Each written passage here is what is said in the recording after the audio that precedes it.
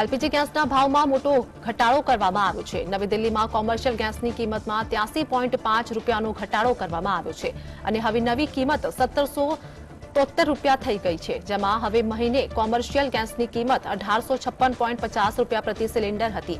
તે જ સમયે ઘરેલું ગેસ સિલિન્ડરનો 1103 રૂપિયા પણ યથાવત છે, જેમાં છેલ્લા કેટલાક મહિનાઓથી સ્થાનિક એલપીજીના ભાવમાં કોઈ ફેરફાર થયો નથી। છેલ્લા વખત માર્ચ દરમિયાન તેમાં ફેરફાર થયો હતો, ત્યાર પછી તેની કિંમતમાં કોઈ ફેરફાર થયો નથી।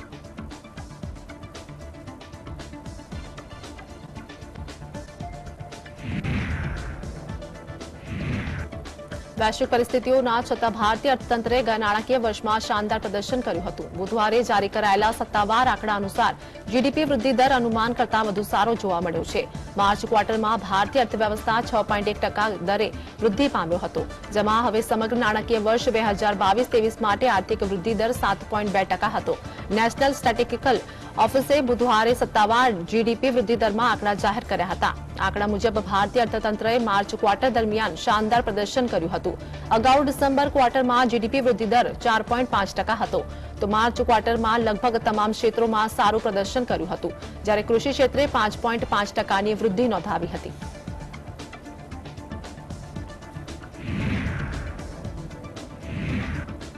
ગવર્નન્સ અને પ્રેસની સ્વતંત્રતા જેવી બાબતો પર ભારતના નબળા રેન્કિંગ પાછળ કોઈ ષડયંત્ર છે અને શું તેની પાછળ કોઈ ચોક્કસ એજન્ડા છે? આ અંગે હવે ભારત સરકાર દ્વારા કડક પગલાં ભરવાની તૈયારીઓ કરવામાં આવી રહી છે। વડાપ્રધાન નરેન્દ્ર મોદીના મુખ્ય સલાહકારે શુક્રવારે એક ચેનલને આપેલા ઇન્ટરવ્યુમાં જણાવ્યું હતું કે વિદેશી એજન્સીઓ ભારતને દરેક ક્ષેત્રમાં નીચું રેન્કિંગ આપીને એજન્ડા ચલાવી રહી છે, પરંતુ અમે બહુ જલ્દી તેની સામે કાર્યવાહી કરીશું। રિપોર્ટ અનુસાર અન્ય વિકાસશીલ દેશો અને લઈને ચિંતિત છે, જેમાં રેન્કિંગને અસરકારક રીતે નવા પ્રકારની સંસ્થાનવાદ તરીકે ગણવામાં આવે છે। વિવિધ દેશોના સંબંધિત મંત્રાલયો અને રેટિંગ એજન્સીઓને સાથે જોડાવા માટે વાતચીત કરવા માટે પણ કહેવામાં આવી રહ્યું છે।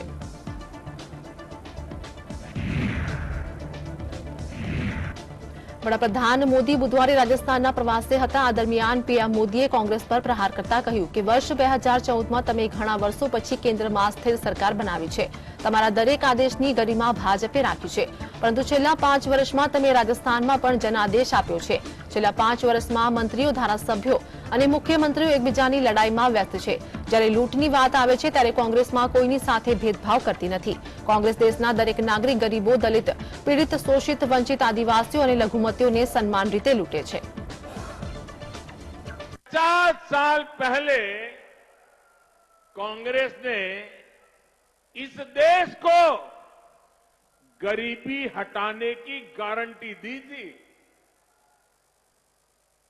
और ये गरीबों के साथ किया गया कांग्रेस का सबसे बड़ा विश्वासघात है। कांग्रेस की रणनीति रही है कि गरीबों को भरमाओ, गरीबों को तरसाओ। यहां राजस्थान के आप लोगों ने भी इसका बहुत नुकसान उठाया है। કોંગ્રેસના નેતા સચિન પાયલોટે ભાજપ પર આકરા પ્રહાર કરતા કહ્યું અને જણાવ્યું કે વડાપ્રધાન મોદી વારંવાર રાજસ્થાન આવી રહ્યા છે, એ દર્શાવે છે કે રાજસ્થાનમાં ભાજપનું નેતૃત્વ સક્ષમ નથી। છેલ્લા 4 વર્ષમાં પ્રદેશમાં ભાજપ સદનમાં કે સદનની બહાર આ વાત સાબિત કરી શકી નથી કે તે એક મજબૂત વિપક્ષી દળ છે। પાયલોટે કહ્યું કે ભાજપ પાસે ઠીક સંખ્યામાં ધારાસભ્યો હોવા છતાં પાર્ટી તમામ મુદ્દાઓ પર ફેલ સાબિત થઈ છે। તેમણે આરોપ લગાવ્યો કે લોકો ભાજપથી અપેક્ષા રાખતા નથી। પાયલોટે કહ્યું છે કે લોકતંત્રમાં પ્રભાવશાળી વિપક્ષ ખૂબ જ જરૂરી છે। રાજસ્થાનમાં ભાજપના ખેંચતાણ છે અને તેના કારણે લોકો પણ ભાજપ પાસેથી આશા રાખી રહ્યા નથી। વર્ષ 2023ના અંત સુધીમાં રાજસ્થાનમાં વિધાનસભાની ચૂંટણી યોજાઈ શકે છે। प्रधानमंत्री यहाँ आ रहे हैं। अब प्रधानमंत्री बार बार यहाँ आ रहे हैं और उनके आने से मुझे लगता है कि ये बात साफ दिख रही है कि जो भाजपा का राजस्थान का नेतृत्व है वो सक्षम नहीं है विपक्ष की भूमिका निभाने में। पिछले 4.5 साल में सदन के अंदर, सदन के बाहर भारतीय जनता पार्टी ने ये कहीं प्रमाण नहीं दिया कि वो एक मजबूत विपक्ष है। બિહારની રાજધાની પટનામાં 12મી જૂનના રોજ બિન ભાજપ વિપક્ષી દળોની બેઠક થવા જઈ રહી છે ત્યારે બિહાર ભાજપના પ્રમુખ સમ્રાટ ચૌધરીએ જણાવ્યું કે જૂન મહિનામાં વડાપ્રધાન મોદી બિહારના પ્રવાસે આવી રહ્યા છે. પ્રદેશમાં પીએમ મોદી રેલીને પણ સંબોધન કરે છે. પ્રદેશમાં લોકોનું સમર્થન મેળવવા માટે ભાજપ બિહારમાં 30મી મેથી 30મી જૂન સુધીના સમયગાળામાં જનસંપર્ક યાત્રા કરી રહી છે. તેમણે કહ્યું કે આ માટે અમે પીએમ મોદીને આમંત્રણ પાઠવ્યું હતું. બિહાર ભાજપના પ્રમુખે કહ્યું કે વડાપ્રધાન મોદીના કાર્યક્રમની તારીખ આગામી દિવસોમાં જણાવવામાં આવશે. બિહારના મુખ્યમંત્રી નીતિશ કુમારે વર્ષ 2024ની લોકસભા ચૂંટણી પહેલા વિપક્ષી દળોને એકજૂટ કરવા માટે તમામ પ્રયાસ કરી રહ્યા છે.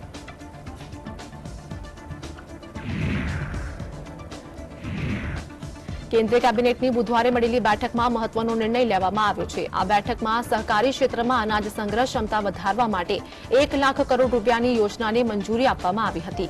કેન્દ્રીય મંત્રી અનુરાગ ઠાકુરે કહ્યું કે બુધવારે મળેલી કેબિનેટ બેઠકમાં સહકારી ક્ષેત્રમાં વિશ્વની સૌથી મોટી ખાદ્ય સંગ્રહ યોજનાને મંજૂરી આપવાનો નિર્ણય લેવામાં આવ્યો છે.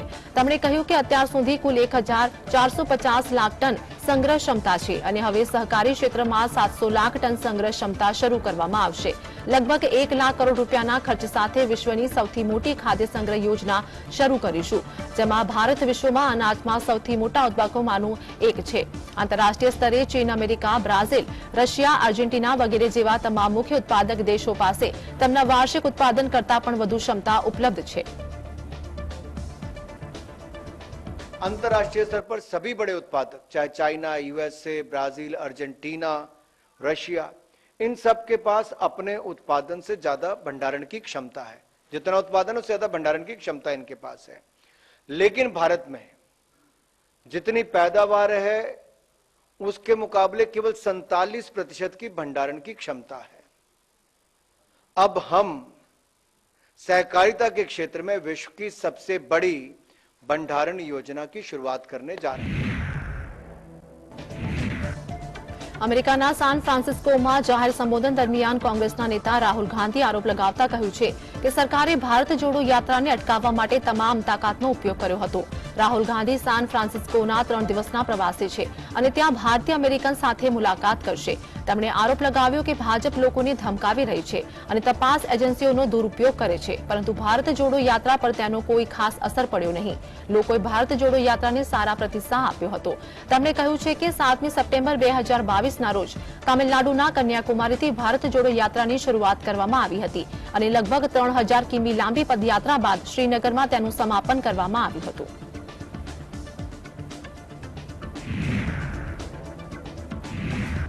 કોંગ્રેસ નેતા રાહુલ ગાંધીએ કેલિફોર્નિયામાં સાન્તા ક્લારા કાર્યક્રમમાં જાહેર સંબોધનમાં જણાવ્યું હતું કે નફરતને નફરતથી ખતમ કરી શકાય નહીં, નફરતને માત્ર પ્રેમ અને સ્નેહથી જ સમાપ્ત કરી શકાય છે. રાહુલ ગાંધીએ કહ્યું છે કે હું જાણીને આશ્ચર્યચકિત થઈ ગયો કે નફરત ફેલાવવી કેટલી સરળ છે. તેમણે કહ્યું કે મેં ક્યારેય કલ્પના કરી નહોતી કે ભારત જોડો યાત્રાથી આટલો ફેર પડશે. રાહુલ ગાંધીએ કહ્યું કે ભારતના લોકો નફરતને પસંદ કરતા નથી, પરંતુ એક સમૂહના લોકોએ સિસ્ટમ પર નિયંત્રણ મેળવ્યો છે, પરંતુ આ સમગ્ર ભારત નથી. તેમણે કહ્યું કે મેં કન્યાકુમારીથી કાશ્મીર સુધીની યાત્રા કરી છે, જેમાં મેં જોયું છે કે વધુ લોકો નફરતની જગ્યાએ પ્રેમ અને સ્નેહને વધુ પસંદ કરે છે. I didn't imagine that भाई इधर से उधर चलने से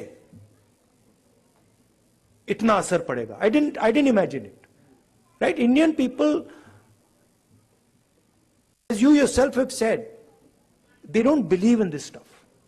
They don't believe in hating each other. They don't believe in killing each other. This is a small group of people who have got control of the system. You know,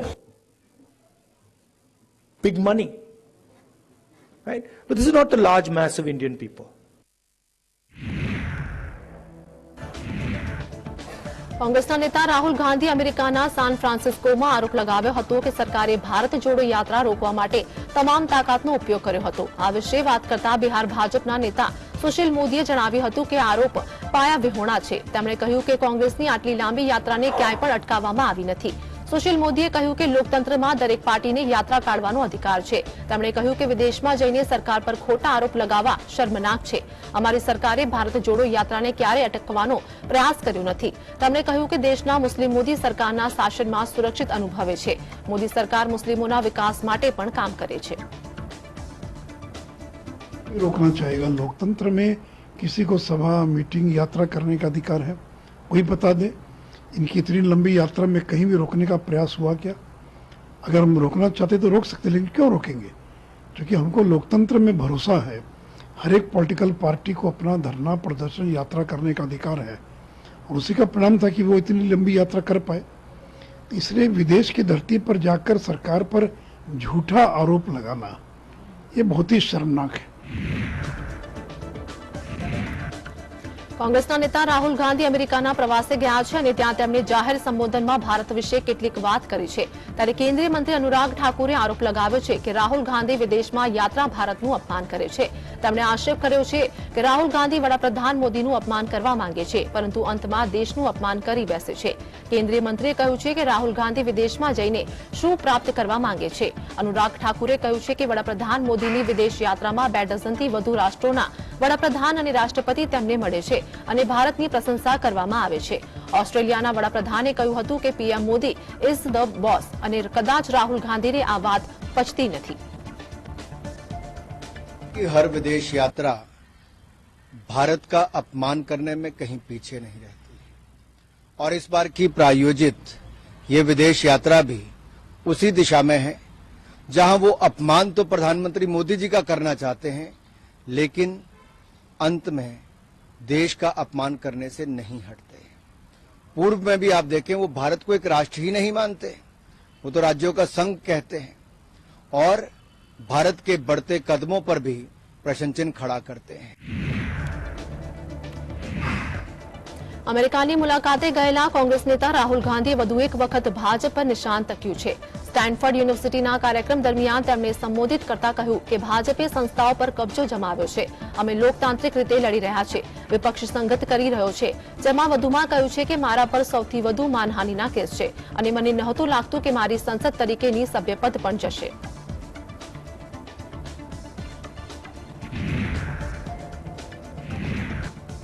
કર્ણાટકના મુખ્યમંત્રી સિદ્ધાર્થ મૈયાએ બેંગ્લોરમાં pre cabinet બેઠક બાદ જણાવ્યું હતું કે પ્રદેશની ચૂંટણી પ્રચાર દરમિયાન કોંગ્રેસ પાર્ટીએ મેનિફેસ્ટોમાં જે 5 જાહેરાતો કરી હતી તેને અમલમાં મૂકવાનો સરકારે નિર્ણય કર્યો છે। તેમણે કહ્યું છે કે અમે આ મુદ્દેની પ્રેઝન્ટેશનને જોઈ અને તેને કેબિનેટની બેઠકમાં રજૂ કરવામાં આવશે। કર્ણાટક વિધાનસભાની ચૂંટણીમાં કોંગ્રેસે 135 બેઠકો પર જીત મેળવી હતી।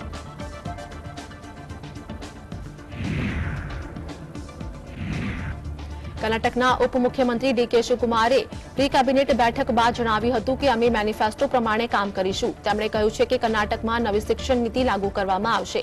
કટાક્ષમાં તેમણે કહ્યું છે કે નાગપુર એજ્યુકેશન પોલિસીને ચલાવી લેવાશે નહીં, આ મુદ્દે યોગ્ય ચર્ચા કરવામાં આવશે। આ પહેલા કર્ણાટકના મુખ્યમંત્રી સિદ્ધાર્થ મૈયાએ પણ જણાવ્યું હતું કે અમે કેબિનેટની બેઠકમાં ચૂંટણી પ્રચાર દરમિયાન કરાયેલી 5 જાહેરાતને લાગુ કરીશું। Karnataka will have a state education policy. There will be no Nagpur education policy. We will discuss in length, breadth. We will come out. Karnataka is committed. Whatever the policy we had all these days had made Karnataka, the country, very sound education. એઆઈએમઆઈએમના વડા અસુદ્દીન ઓવૈસીએ ગૃહપ્રધાન અમિત શાહ અને Bharatiya Janata party પર નિશાન સાધ્યું છે। તેલંગાણાના આદિલાબાદમાં એક જનસભાને સંબોધતા તેમણે કહ્યું છે કે જો ભાજપની આગેવાની હેઠળ કેન્દ્ર સરકાર પાસે એટલી સત્તા છે તો તે ચેન પર સર્જિકલ સ્ટ્રાઇક કેમ નથી કરતી। બીજેપીના રાજ્ય પ્રમુખ બંદી સંજયે દાવો કર્યો હતો કે તે તેલંગાણાના જૂના શહેરમાં સર્જિકલ સ્ટ્રાઇક કરશે। બંદી સંજયના આ નિવેદન પર ઓવૈસીએ પલટવાર કર્યો છે। सिटी पे सर्जिकल स्ट्राइक करते बात की जागीर है, तब करके बोलो मैं अकेला ठहर तो आओ देखेंगे क्या होता। सर्जिकल स्ट्राइक करते क्या हम क्या चूड़िया पहन के बैठे हैं? और हमारी माँ और बहनें चूड़िया पहन के भी बैठी है तो उन्हों काफी है तुम्हारे लिए। पाथा बस्ती में सर्जिकल स्ट्राइक अबे जाके चीन पे कर दो। मैं तो ઉદ્ધવ ઠાકરે સમૂહની શિવસેના પાર્ટીના નેતા સંજય રાઉતે જણાવ્યું હતું કે વર્ષ 2024 પછી દેશમાં ગઠબંધનની સરકાર હશે। રાઉતે જણાવ્યું હતું કે તેમની પાર્ટી વડા ઉદ્ધવ ઠાકરે અને એનસીપી પાર્ટીના અધ્યક્ષ શરદ પવાર 12મી જૂનના રોજ યોજાનારી બિન ભાજપ દળોની બેઠકમાં હાજરી આપશે। સંજય રાઉતે કોંગ્રેસના નેતા પી ચિદમ્બરમના વર્ષ 2024 લોકસભાની ચૂંટણીમાં 400 થી 450 ઉમેદવારો ઉતારવાના પ્રસ્તાવ પર સહમતિ દર્શાવી છે। તેમણે કહ્યું છે કે ચિદમ્બરની વાત સાચી છે। દેશમાં 450 બેઠકો એવી છે કે જ્યાં એક ઉમેદવારોને ઉતારવામાં આવે તો ચૂંટણીને જે પરિણામ આવશે તેનાથી દેશનું રાજકારણ બદલાઈ શકે છે। દિલ્હીમાં કેન્દ્ર સરકારના વટહુકમના વિરોધમાં વિપક્ષી પાર્ટીઓનો સામે મેળવવા માટે પ્રયત્નશીલ સીએમ અરવિંદ કેજરીવાલ આજે સ્ટાઇલને મળશે, જેમાં આવતીકાલે હેમંત સોરેન સાથે પણ મુલાકાત કરી રહ્યા છે।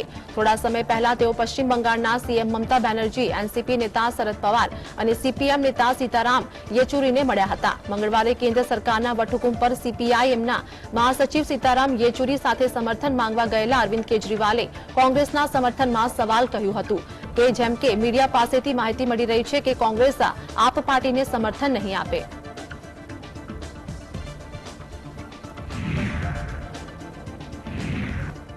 यौन शोषणના આરોપ સાથે ભારતીય કુસ્તી સંઘના પ્રમુખ બ્રિજભૂષણ શરણસિંહની ધરપકડની માંગ છે। તેવામાં આજે ભારતીય કિસાન યુનિયનના પ્રમુખ નરેશ ટિકૈતે ખેલાડીઓના સમર્થનમાં ખાપ મહાપંચાયત બોલાવી છે। ઉત્તર પ્રદેશના મુઝફ્ફરનગરમાં આયોજિત થનારી મહાપંચાયતમાં દિલ્હી, यूपी, હરિયાણા અને પંજાબ, રાજસ્થાન સહિત દેશભરના વિવિધ ખાપના પ્રતિનિધિઓ સામેલ થશે। તો બીજી તરફ ઓલિમ્પિક કમિટીએ વિરોધ કરી રહેલા કુસ્તીબાજો સાથે દિલ્હી પોલીસના વર્તનની ટીકા કરી છે, જેમાં નિવેદન જાહેર કરતા લખ્યું છે કે સપ્તાહના અંતે ભારતીય કુસ્તીબાજો સાથે જે પ્રકારનું વર્તન કરવામાં આવ્યું હતું તે હેરાન કરી મૂકે તેવું હતું।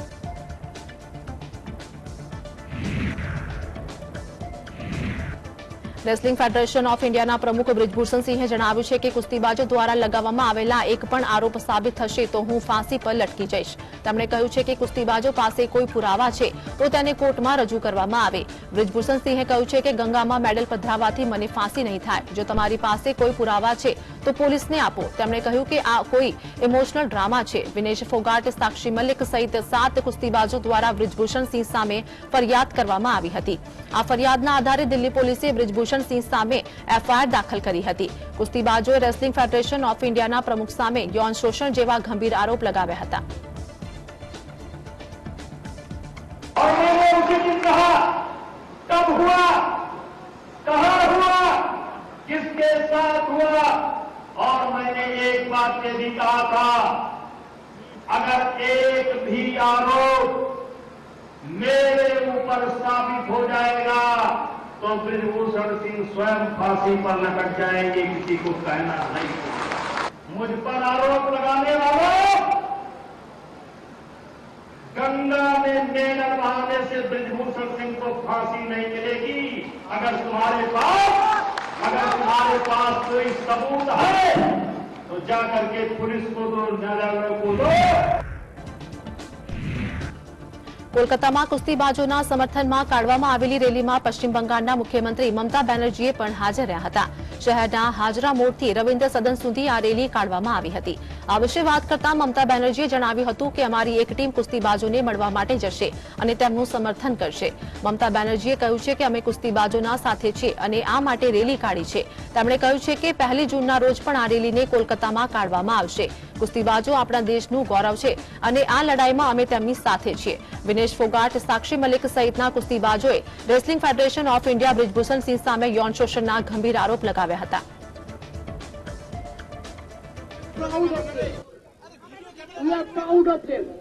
हम रेसलर्स के लिए हम जो आज रैली किया है कल भी हमारा चलेगा। जो हमारा इंडिया का प्लेयर है, जो ओलंपिक में खेला है, जो कॉमनवेल्थ में खेला है, जो एशियन गेम्स में खेला है, सबको लेकर आज जो रैली हुआ है, ऑल एसोसिएशन, ऑल फेडरेशन, कल भी मैं विनती करना चाहूंगी। રેસલિંગ ફેડરેશન ઓફ ઇન્ડિયાના પ્રમુખ અને બીજેપી સાંસદ બ્રિજભૂષણ શરણસિંહ વિરુદ્ધ 1 મહિનાથી આંદોલન કરી રહેલા કુસ્તીબાજોએ પોતાના મેડલ ગંગામાં ફેંકવાનો નિર્ણય લીધો હતો। વિરોધ કરી રહેલા કુસ્તીબાજો મંગળવારે મેડલ લઈને હરિદ્વાર પહોંચ્યા હતા, જેમને ભારતીય ખેડૂત સંઘના પ્રમુખ રાકેશ ટિકૈતે સમજાવીને પરત કર્યા હતા। ટિકૈતે કુસ્તીબાજોને તેમનો નિર્ણય 5 દિવસ માટે મુલતવી રાખવા કહ્યું છે। આ દરમિયાન કેન્દ્રીય પ્રધાન સ્મૃતિ ઈરાનીએ એક ખાનગી ન્યૂઝ ચેનલને લઈને ઇન્ટરવ્યુમાં આપતા કહ્યું છે કે બબીતા ફોગાટ વિરોધ કરી રહેલા કુસ્તીબાજોને કેમ સમર્થન આપી રહ્યા, તેઓ પણ તેમના પરિવારના સભ્યો છે। સ્મૃતિ ઈરાનીએ વધુમાં જણાવ્યું છે કે હું જાણવા માંગુ છું કે વિપક્ષના નેતાઓ પણ આ કુસ્તીબાજોને નિષ્પક્ષ તપાસની કેમ વંચિત રાખવા માંગે છે।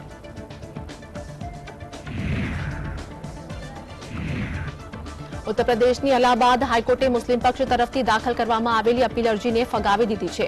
અરજદાર તરફથી અલ્હાબાદ હાઈકોર્ટમાં દાખલ કરવામાં આવેલી અરજીમાં રજૂઆત કરવામાં આવી હતી કે વારાણસીની જ્ઞાનવ્યાપી મસ્જિદમાં પૂજા અર્ચના કરવાની માંગ સાથે 5 હિન્દુ મહિલાઓ દ્વારા દાખલ કરવામાં આવેલી અરજી ટકાવાપાત્ર નથી. જોકે કોર્ટે આ અરજીને ફગાવી દીધી છે. અલ્હાબાદ હાઈકોર્ટે 5 મહિલાઓ દ્વારા જ્ઞાનવ્યાપી મસ્જિદમાં પૂજા અર્ચના કરવા માટે દાખલ કરેલી અરજીને ટકાવાપાત્ર માની છે. અપીલ અરજી કરનાર અરજદાર પક્ષ अलाहाबाद हाईकोर्ट ना चुकादा ने सुप्रीम कोर्ट में पड़कारी सके छे. जिसमें 5 महिलाओं ने जो है श्रृंगार गौरी के पूजन और अर्चन के लिए जो दावा किया था, उस पर इन्होंने कहा था मुस्लिम पक्ष में कि ये जो है वाद जो है पोषणी नहीं है, इसको खारिज कर दिया जाए, जिसको जिला जज ने 12 सितंबर को जो है खारिज कर दिया था. ये फिर अपील जो है इन्होंने हाई कोर्ट में किया और हाई कोर्ट ने अभी अभी लंबी सुनवाई के बाद आज जो फैसला दिया है उसमें अंजुमन इंतजामिया मुस्लिम पक्ष के उस अपील को खारिज कर दिया कि जो है आप ये जो पोषणी नहीं है इसको जो उन्होंने खारिज कर दिया, डिसमिस कर दिया. બિહારના ફુલવારી શરીફ કેસમાં પોપ્યુલર ફ્રન્ટ ઓફ ઇન્ડિયા પર નેશનલ ઇન્વેસ્ટિગેશન એજન્સી ફરી એકવાર એક્શન મોડમાં આવી ગઈ છે. એનઆઈએ 3 રાજ્યોમાં પીએફઆઈના 25 સ્થળો પર દરોડા પાડ્યા છે. એનઆઈની ટીમ કર્ણાટક, કેરળ અને બિહારમાં અલગ અલગ સ્થળોએ કાર્યવાહી કરી રહી છે. એનઆઈએ પ્રતિબંધિત સંગઠન પીએફઆઈ અને તેની સાથે જોડાયેલા લોકો વિરુદ્ધ કર્ણાટક, બિહાર અને કેરળમાં સર્ચ ઓપરેશન ચલાવી રહી છે. તપાસ એજન્સી બિહારના કટિહારમાં મોહમ્મદ નદવી અને તેની સાથે જોડાયેલા લોકો સામે પણ કાર્યવાહી કરી રહી છે. મોહમ્મદ નદવી પીએફઆઈ સાથે લાંબા સમયથી સંકળાયેલો છે. તો આ સાથે જ તપાસ એજન્સીએ ટીમ પણ યુસુફ ટોલા સુધી પહોંચી ગઈ છે. સૂત્રોમાં મળતી માહિતી પ્રમાણે ફુલવારી શરીફ કેસમાં સૌથી મોટા દરોડા કર્ણાટકમાં પાડવામાં આવ્યા હતા. કર્ણાટકમાં પીએફઆઈના 16 સ્થળો પર કાર્યવાહી ચાલી રહી છે.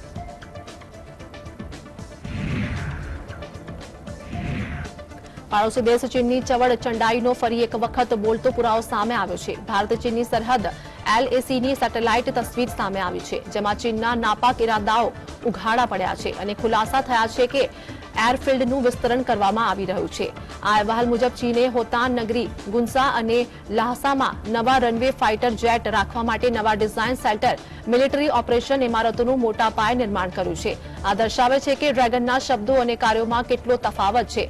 આ ત્રણેય ચીની એરફિલ્ડ્સનું વિશેષ મહત્વ છે, કારણ કે ભારત સાથેના મહાગાંઠ વચ્ચે ભારતની વર્તમાન કામગીરીમાં તેનો ઉપયોગ થતો હતો. હાલમાં ભારતીય અધિકારીઓએ આ અહેવાલ પર ટિપ્પણી કરવાનો ઇનકાર કર્યો છે.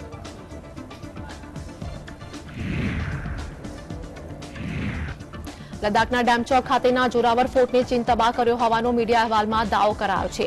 લદ્દાખના કાઉન્સિલર નેવચેક સ્ટેન્ઝિલે દાવો કર્યો છે કે જોરાવર ફોર્ટથી ચીન ભારત પર નજર રાખી રહ્યું છે.